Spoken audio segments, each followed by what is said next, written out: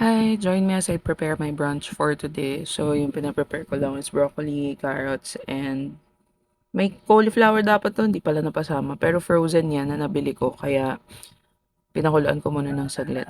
So, nilagyan ko lang siya ng isang perasong egg para tortahin. Then, sinison ko lang siya with salt, pepper, and garlic powder. Bale, yan. Medyo dinamihan ko lang din yung garlic powder dito kasi hindi kasi ako kumakain ng gulay talaga. Hindi ko nakain to. Pero pinipilit ko lang sarili ko.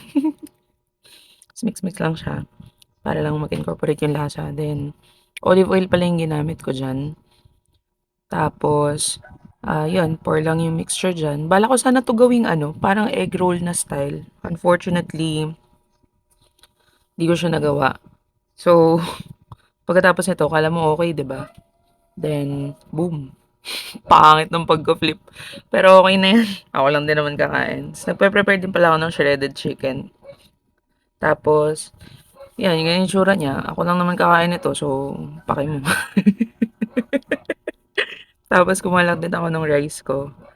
Frozen yan, kaya ganyan yung tsura. Tapos, pinapalambot ko lang. Gawa lang din muna ako ng kape. Tsaka, kasi nga, inihintay kong lumambot yung kanin ko niyan eh. Bale, 2 stevia lang yan na nilagay ko. Hindi ko alam kung hanggang ilang stevia ba sa isang araw, pero ngayon lang din naman ako gumamit ulit niyan kasi nga, minsan lang din naman ako nasa bahay. Tapos, yan, almond milk yung ginamit ko kasi hindi naman ako umiinom ng milk talaga. For some reason, masakit sa tiyan, pero okay na yan. Tapos, lagyan ko ng yelo. Hindi ko alam, nilagyan ko ng mainit, nilagyan ko din ng malamig. Pero, okay na yan. Tapos, yun yung tsura ng shredded chicken. Okay na yan. Kala mo naman talaga. Pangit ang plating ang pucha.